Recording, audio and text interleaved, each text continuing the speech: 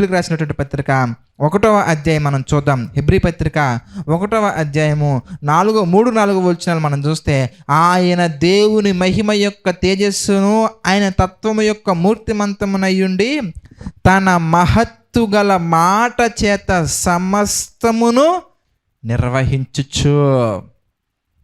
ఆయన యొక్క మహత్తు గల మాట, మహాశక్తి గల మాట, కేవలము నోటి మాటతోటే 1-2 కాదండి, సమస్తాన్ని నిర్వహించుచు చూపిస్తున్నారు మనకి. ఈ భూమి తిరుగుతుందంటే దేవుని యొక్క ఆజ్ఞ, ఈ భూమి కలిగింది అంటే దేవుని యొక్క ఆజ్ఞ. అందుకే మనం చూడొచ్చు, ఆదికాండం 1వ అధ్యాయం మనం చూస్తే, ఆయన కలుగు అని పలుకగా కలిగెను. That's the power of God.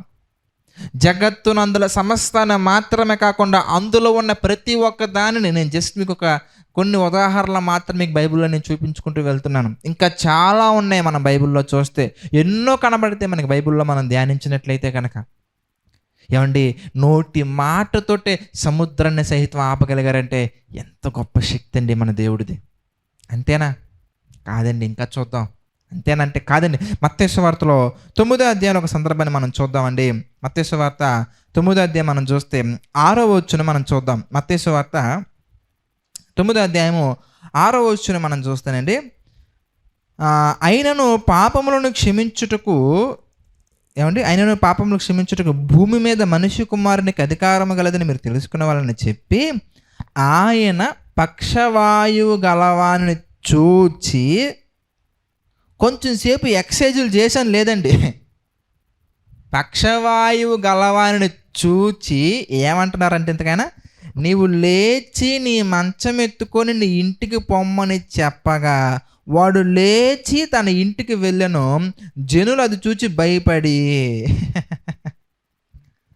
పక్షవాయువు గలవాణిని, ఎప్పటి నుండో పక్షవాయువు గలవాణిని తగ్గించడానికి ఎన్నో హాస్పిటల్స్ ఉన్నాయి, ఎన్నో మెథడ్స్ ఉన్నాయి, ఎన్నో ట్రీట్మెంట్స్ ఉన్నాయి.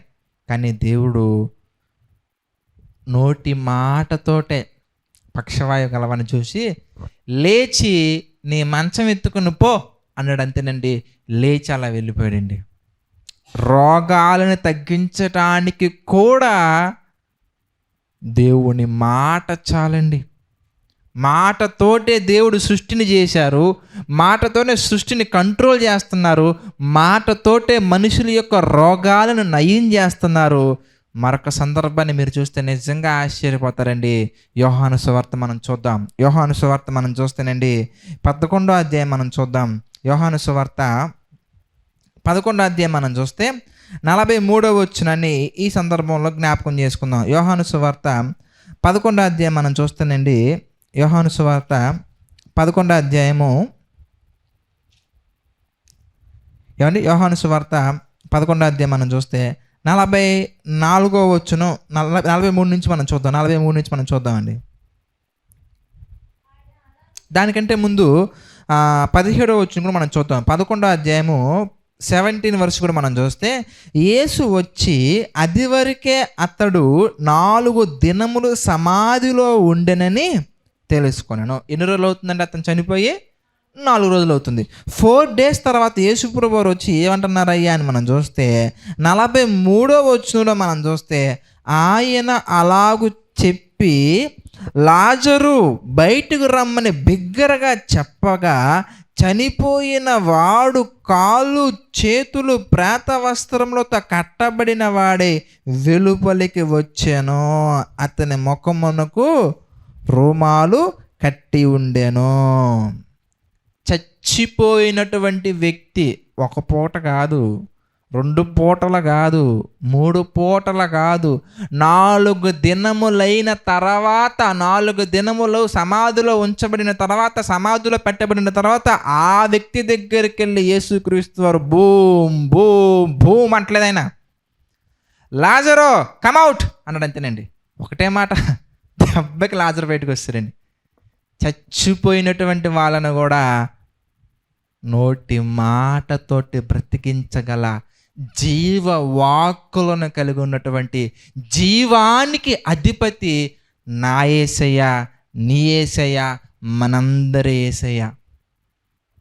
సృష్టిని ఆపరేట్ చేయటమే కాదండి, సృష్టిని సృష్టించడమే కాదండి, జగత్తును అందులో సమస్తాన్ని సృష్టించడం మాత్రమే కదండి, ఆపరేట్ చేయడం మాత్రమే కాదు, తన మహత్తు గల మాట చేత సమస్తాన్ని నిర్మించి సమస్తాన్ని నిర్వహించేవాడే కాదు, సమాధులలో ఉన్న వాళ్ళను కూడా నోటి మాటతోటి బయటకు తీసుకురగల సర్వశక్తిమంతుడు మన దేవుడు.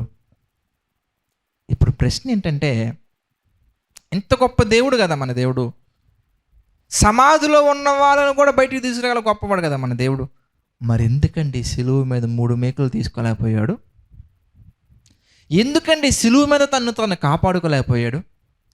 ఎందుకండి దేవుడు ఏమీ చేయలేక చేతకాని వాడలాగా మొహం మీద ఎవడో ఉమ్ము వేసినా కూడా మౌనాన్ని వహించాడు? ఎందుకండి దేవుడు అంత జరుగుతున్నా కానీ అమాయకుని వల్లే మౌనంగా ఉన్నారు? అనగానే ఈ ప్రశ్నకి సమాధానం చాలామందికి అర్థం కాలేదండి. అర్థం కాక అవిశ్వాసులుగా మారిపోయేవారు కూడా కొంతమంది మనకు అక్కడక్కడ కనబడుతూ ఉన్నారు. దీనికి అవగాహన రావాలి, ప్రతి ఒక్కరు కూడా తెలుసుకోవాలనే ఉద్దేశంతో సిలువలోని పరమార్థం అని ఒక మంచి టైటిల్ పెట్టి ఈరోజు మీతో మాట్లాడటం జరుగుతుంది. ఆలోచించండి ప్రియులారా, మన దేవుడు చేతకానివాడు కాదు, మేకులు తీసుకోలేక చనిపోయిన వ్యక్తి కాదు, ఏదో కళ్ళబొల్లు కబుర్లు చెప్పినటువంటి వ్యక్తి అసలే కాదు, కట్టు కథలు చెప్పిన వ్యక్తి అస్సలు కాదు. ప్రతి దానికి ఆధారం. చారిత్రాత్మకంగా వెతుకుతావా బైబిల్లో ఉన్నటువంటి విషయాలను? ఏ ఎవిడెన్స్ మిస్ అవుద్దో చూపించండి చూద్దాం. శాస్త్రీయంగా వెతుకుతావా? ఏ ఎవిడెన్స్ మిస్ అవుద్దో చూపించండి చూద్దాం. పురాతన శాస్త్రాలు ఉంటాయి కొన్ని, ఆర్కియాలజిస్టులు అంటారు, వాళ్ళ కోణంలో చూస్తావా? ఏది మిస్ అవుద్దో చూపించండి చూద్దాం. ఏమండి, ఏది మిస్ అవ్వదండి. మిస్ అవ్వకుండా వాళ్ళు మిస్ అయిన లాజిక్స్ కూడా చక్కగా చూపించిద్దండి. బ్రదర్ మీరు ఇది మిస్ అయ్యారు, ఒకసారి చదువుకోండి అని. బ్రదర్ ఇది మిస్ అయ్యారు, మీరు ఒకసారి మళ్ళీ అనాలసిస్ చేసుకుని అని చెప్పుద్దండి బైబిల్ ఎప్పుడు కూడా. అలాంటి చెప్పినవి చాలా ఉన్నాయండి. భూమి బల్లపరుపుగా ఉందని చెప్పేవాళ్ళండి. లేదురా బాబు, భూమి గోళాకారంగా ఉందని యోబు గ్రంథం 37:12 దేవుడు ఎప్పుడో చెప్పాడు. బలపరుపుగా ఉంది అని డబ్బాలు కొట్టుకొని మళ్ళీ లేదు గోళాకారంగా ఉందని మళ్ళీ కన్క్లూజన్కి వచ్చి ఆగారు. ఎంత పెద్ద సైన్స్నైనా కానీ కరెక్ట్ చేసేది బైబిల్ తప్ప కరప్ట్ చేసేది బైబిల్ కాదు. నక్షత్రాలు కదలవో అన్నారండి. కదులుతాయి, కదిలేలా చేస్తున్నాను, కాలాన్ని బట్టి బయటకు తీసుకొస్తానని చెప్పింది దేవుడండి. వాటి కాలాన్ని బట్టి సమూహములుగా చేసి లెక్క నియమించి బయటికి తీసుకొచ్చేలా చేసింది అని దేవుడు చెప్తున్నారండి. అంత గొప్పవాడండి దేవుడు. సైన్స్ కూడా కరెక్ట్ చేస్తుందండి బైబిల్. మనం దాన్ని ఆధారం చేసుకొని ఏదో మాట్లాడుతున్నాం ఈ కాలంలో. సైన్స్ని కూడా కరెక్ట్ చేసే గొప్ప శక్తి కలిగినటువంటిది బైబిల్. ఆ బైబిల్ని రాయించినటువంటి వారు మన దేవుడు, అంత గొప్పవారు. మరి ఎందుకు బ్రదర్ ఇంత జరిగింది? ఎందుకు బ్రదర్ అంత జరుగుతుందంటే అది చెయ్యలేక అస్సలు కాదండి. ఆయన చెయ్యలేక కాదు. ఎందుకంటే ప్రపంచంలో ఉన్న ప్రతి మనిషికి ఎక్కడో ఒక దగ్గర, ఏదో ఒక సందర్భంలో, ఎక్కడో ఒక దగ్గర ఏమైపోతున్నాడు అంటే లాజిక్ మిస్ అవుతున్నాడు, నా వల్ల కాదని ఫెయిల్ అయిపోతున్నాడు. ఆదాము దగ్గర నుంచి యేసుక్రీస్తు రాబోయే ముందు వరకు ప్రతి ఒక్క విషయంలో కాకపోయినా ఏదో ఒక విషయంలో ఎక్కడో ఒక దగ్గర మనకి దెబ్బ తినే వాళ్ళే మనకు కనబడుతున్నారు తప్ప దెబ్బ తినకుండా ఇలా బ్రతకొచ్చు అని చూపించేవారు ఒక్కడు కూడా లేడండి. దావీదు గారిని తీసుకుందామా?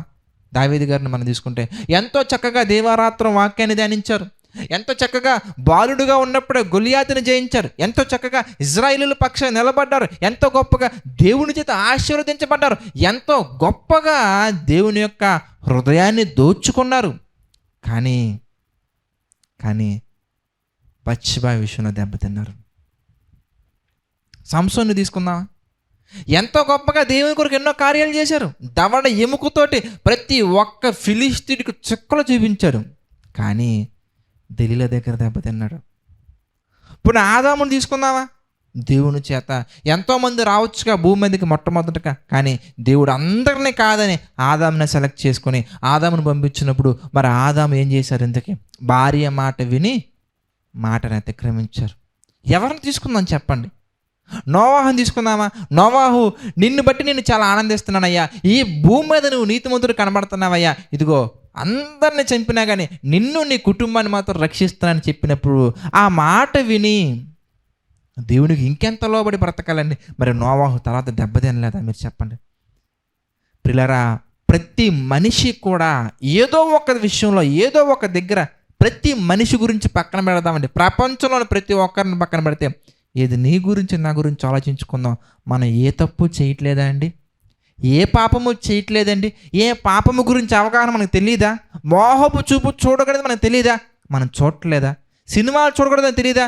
మనం చూడట్లేదా? ఎక్కడో ఒక దగ్గర మనిషి దెబ్బ తింటూనే ఉన్నాడండి. మానవ జాతి దెబ్బ తింటూనే వస్తూనే ఉంది. శరీరాశ, నేత్రాశ, జీవపుటము, వీటికి దూరంగా పారిపోండి, పారిపోండి, పారిపోండి. దేవుడు ఎంతోమంది జీవితాలు మనకు చూపించి దెబ్బతిన్నటువంటి వారి జీవితాలు ఎలా ఉంటాయ్యా అని దేవుడు చూపించినా కానీ వాటిని చూసి ఊరికినే బ్రదర్ జస్ట్ చూద్దాం వెళ్ళా ఇరుక్కుపోయాను బ్రదర్. ఊరికినే జస్ట్ చూడటం కోసం వెళ్తే మనకి చూడటానికి ఏం ఉండదని చెప్పడానికి దేవుడు దేనా లైఫ్ని మనకు చూపించలేదండి. ఎందుకు వెళ్ళింది దేనా? ఎవరు వెళ్ళమన్నారు? ఆ ఊరును చూడటానికి వెళ్ళిందంట. ఊర్లో తగలబడిపోయి ఏమున్నాయి చూడటానికి? నువ్వు వెళ్ళాడా?